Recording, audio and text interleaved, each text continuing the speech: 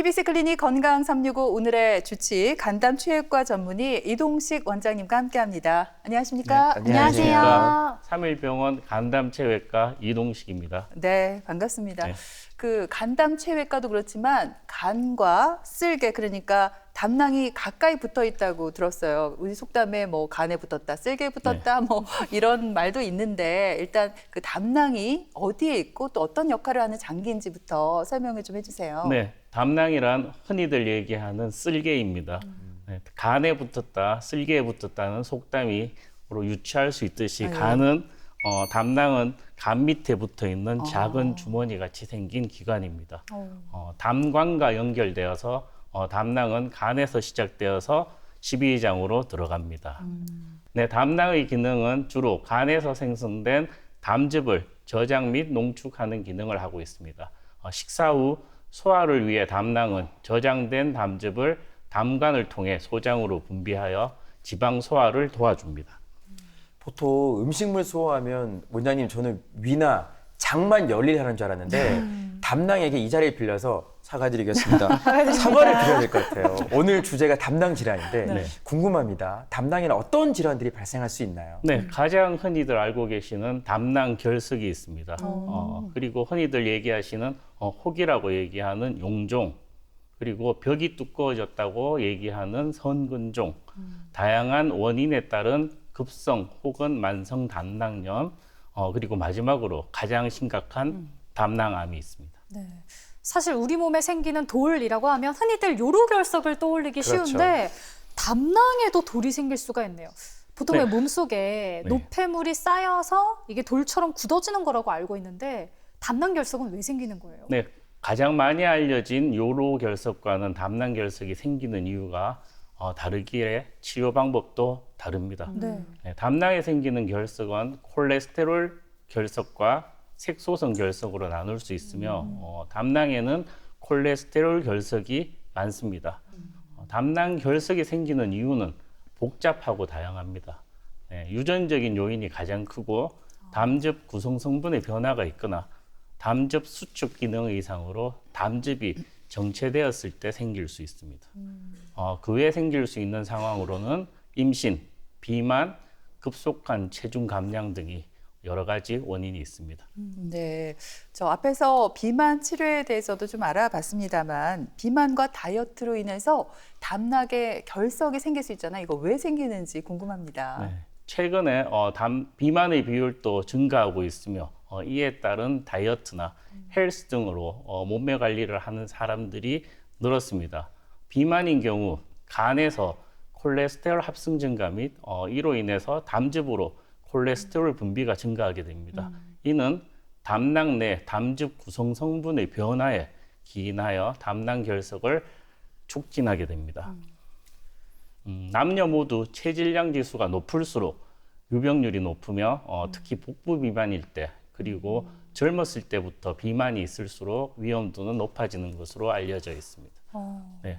그리고 급속한 체중 감량이나 다이어트 또한 담관 내로 콜레스테롤 분비를 증가시키고 담낭에서 점액의 증가가 및 담낭 운동성을 감소시켜 콜레스테롤 담낭 결석 형성을 촉진할 수 있습니다.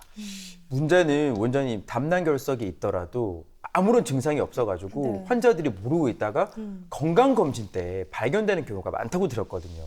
네, 건강검진이 보편화되면서 복부 초음파 검사 또한 증가하여 담낭 결석의 발견 비율도 많이 올라가고 있습니다.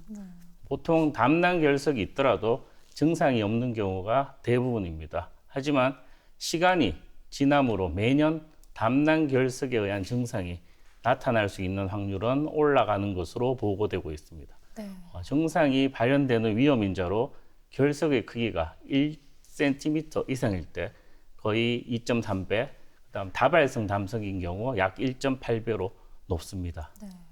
안 그래도 담낭 질환에 관련해서 저도 검색을 좀 해봤는데 무증상도 꽤 있고 또 이제 언급되는 증상이 윗배의 어떤 좀 불편함 그리고 소화 불량 이런 증상들이 있더라고요. 네, 맞습니다. 음식을 먹은 후에 갑작스러운 우상복부 통증이나 소화 불량이 대표적인 증상이라고 얘기할 수 있습니다. 네. 음식을 먹으면 소화를 돕기 위해서 담낭이 수축하게 됩니다. 그 과정에서 담석이 담관으로 내려가는 담낭관을 막아버리면 통증을 유발하고 막힌 것이 다시 담낭 내로 떨어지면 언제 그랬듯이 통증이 없어집니다. 만약 담석이 담낭관 근처를 막아서 담낭이 많이 늘어나면 급성 담낭염이 생겨 지속적인 통증을 유발합니다. 이에 따라 응급 담낭 절제술이 필요한 때도 있습니다. 담석의 크기가 큰 경우 담낭 절제술을 권하지만 증상을 유발하는 담낭 결석은 크기에 상관없이 수술을 하라고 권합니다. 아, 담낭 크기와 상관없이 일단 수술이 필요한 경우도 있네요. 네. 근데 사실 제가 여기서 아는 걸 좀 말씀을 드리면 체외 충격파 있잖아요. 아는 거 돌을 나왔다. 깨트리는. 약간 살짝 지금도 약간 헷갈리긴 했어요. 체외 충격파로는 어떻게 시술을 받으면 되지 않을까 싶기도 하고 그러게요. 또 결석이니까 물을 좀 많이 먹으면 오. 이게 좀 쪼로로 씻겨 내려가지 않을까 싶거든요. 잘못된 생각입니까? 네, 말씀드리겠습니다. 네, 요로 결석의 경우 체외 충격파로 잘 깨지지만 담낭 결석은 구성 성분이 달라서 잘 깰 수가 없습니다. 네. 허허. 그리고 깬다고 하더라도 배출의 기전이 요로 결석과는 다릅니다.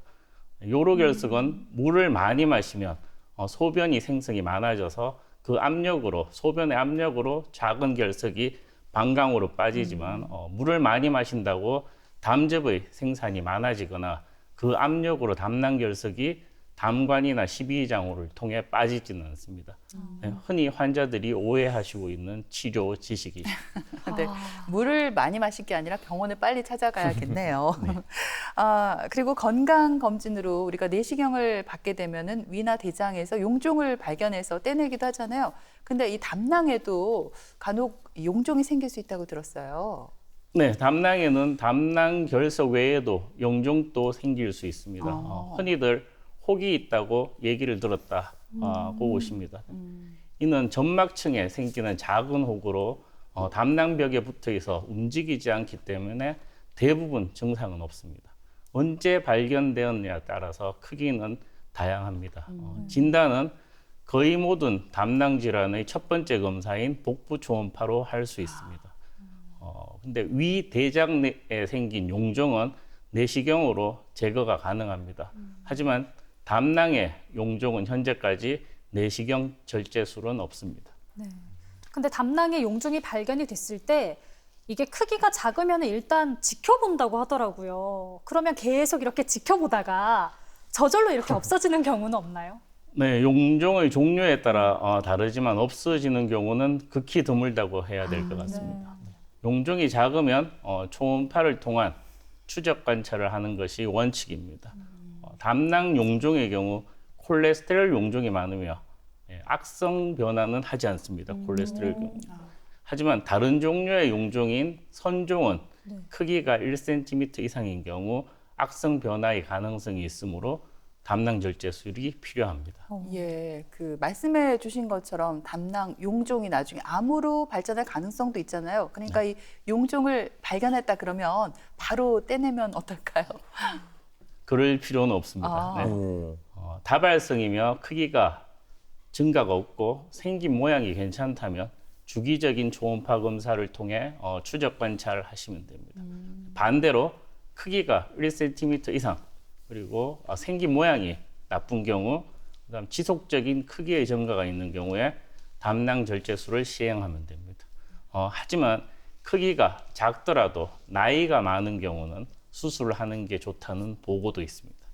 오늘 원장님 덕분에 담낭 질환에 대해서 제대로 이제 알아가는 시간이에요. 네. 근데 앞에서 담낭 질환 말씀하실 때 담낭 성근종 말씀을 하셨잖아요. 네. 저 듣는 순간 뭐 이게 도대체 어떤 질환일까? 용어가 어렵기도 하고요. 이게 어떤 질환이에요? 네, 성건종은 담낭벽이 비정상적으로 두꺼워지는 질환입니다.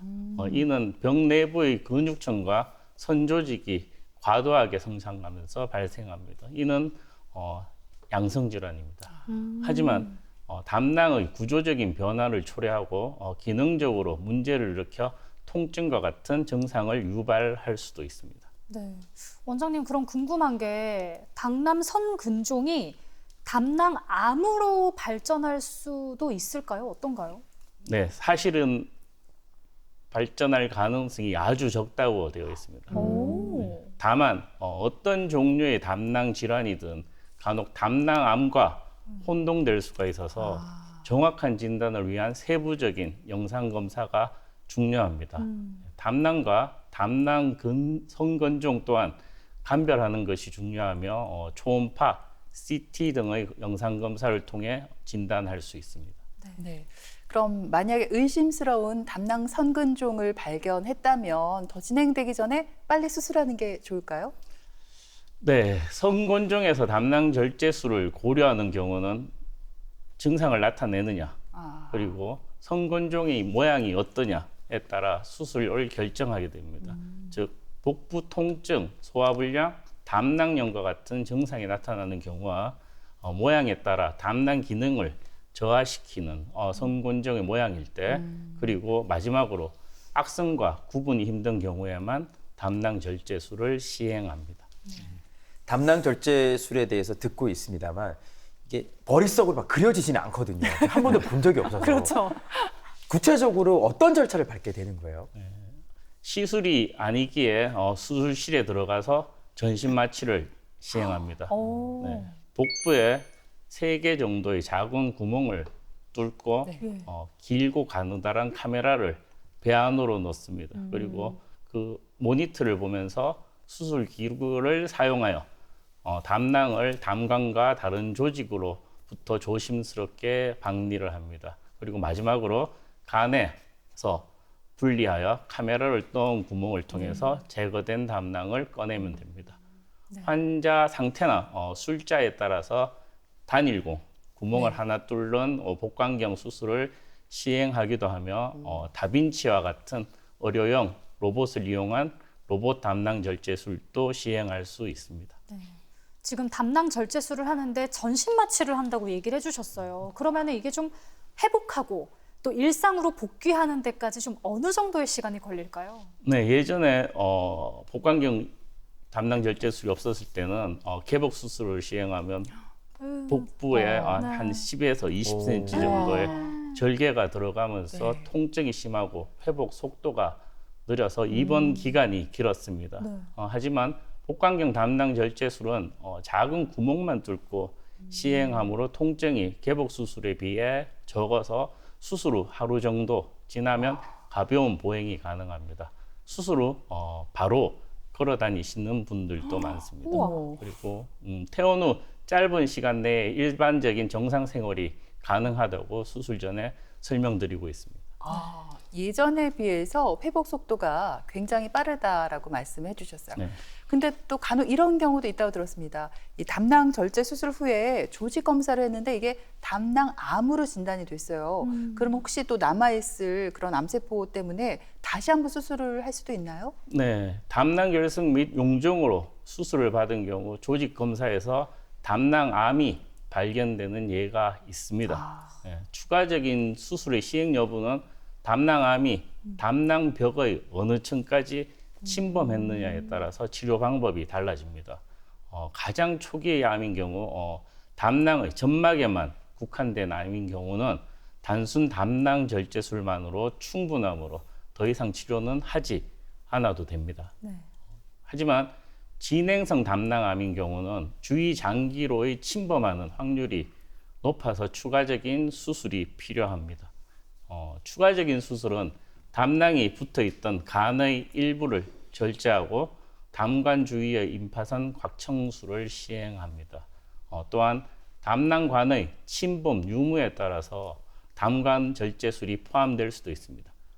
진행 정도에 따라서 개복을 시행하지 않고 진한 수술과 같이 복강경으로 다시 재수술을 시행할 수도 있습니다.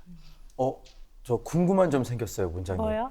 담낭이 앞에서 말씀하신 대로 소화를 돕는 중요한 기관인데 절제술이 필요한 경우에 떼어내면 환자 입장에서는 이거 되게 중요한 기관인데 내가 없으니까 소화가 안 되거나 몸에 문제가 생기는 게 아니야? 이런 염려를 하실 것 같거든요. 네, 많이 질문하십니다. 담낭은 앞에서도 얘기 드렸듯이 주로 담즙을 저장하는 데 사용되며 담낭이 제거되면 담즙은 간에서 직접 십이지장으로 흐르게 됩니다. 담낭을 제거해도 건강에 심각한 영향을 미치는 경우는 없습니다. 수술 후 초기에는 지방 섭취에 소화불량이나 설사 등의 증상이 나타날 수 있습니다. 그러나 이러한 증상은 대부분 환자에서 일시적이며 시간이 지나면 호전됩니다. 담낭을 제거한 후에도 일정 기간 동안 소화제를 복용하기도 하지만 평생 복용해야 되는 것은 절대 아닙니다. 결론적으로 담낭 절제술 후에도 대부분의 사람들은 정상적인 생활을 할 수 있고 적절한 식사 조절로 소화기 관련 불편을 최소화할 수 있습니다. 그럼 이렇게 담낭을 제거하고 나면 이제 관련 질환은 다시는 나타나지 않을 거다 이렇게 좀 안심하고 살아도 될까요? 네, 맞습니다. 그런데 환자분들은 주로 돌이 또 생기지 않나로 물으시는 분들도 많습니다. 네. 담낭을 제거했기 때문에 담낭 결석은 생기지 않습니다. 근데 간에서 십이지장으로 이어진 담관에 생기는 돌은 대부분 담낭에서 흘러내려가는 돌이기에 특별한 다른 이상이 있지 않는 한 담관에서도 돌이 생기지는 않습니다. 하지만 담낭 절제술 후 담관에 돌이 생겼다면 정밀 검사를 통해 원인을 찾고 그에 맞는 치료를 하여야 합니다. 네, 오늘 이 시간 다양한 담낭 질환과 수술 방법에 대해서 알아봤습니다. 예방이 어쩌면 가장 좋은 치료 방법이잖아요, 원장님. 그 담낭 질환을 예방할 수 있는 식이나 생활 습관이 있다면 좀 소개해 주세요. 네, 고열량, 고지방 식사를 줄이는 등의 여러 가지 식단을 소개하고 있지만 개인적으로 추천해드리고 싶은 말은 일반적으로 가장 쉬운 말인 균형 잡힌 규칙적인 식사를 하십시오. 또한 가장 실천하기 힘든 말인 건강한 체중을 유지하기 위한 규칙적인 운동을 하십시오입니다. 네. 담낭 결석이 있으신 분들은 주기적인 초음파 검사를 받으시고 만약 증상이 있다면 참으시지 마시고 바로 가까운 병원에서 진료를 받으시기 바랍니다. 말씀하신 대로 말은 참 쉽지만 실천하기가 쉽지 않잖아요. 저부터 반성하게 돼요. TBC 클리닉 건강 365에 출연한 지 10년이 넘어가는데도 이제는 강산이 변할 것을 바라는 게 아니라 제가 변해야 되겠어요. 맞아요. 네. 네. 아니 사실 운동이 참 시작하기 어렵죠. 근데 오늘 배운 내용을 다시 한번 복습을 해보자면 운동도 재미가 있어야 된다라는 겁니다. 재미없는 건 오래 하기 힘드니까 좀 재미있는 운동을 찾아보면 좋을 것 같아요. 저는 집에 가서 먼지 쌓인 자전거 다시 한번 꺼내보려고 합니다. 그래, 오늘의 주제는 건강한 식이습관과 운동인 것 같습니다. 네, 지금까지 이 시간 도움 말씀에 간담체외과 전문의 이동식 원장님께서 수고하셨습니다. 오늘 잘 들었습니다. 네, 감사합니다. 그리고 예은 씨, 철원 씨도 수고했습니다. 건강하세요. TBC 클리닉 건강 365 저희는 다음 주 이 시간에 다시 오겠습니다. 고맙습니다.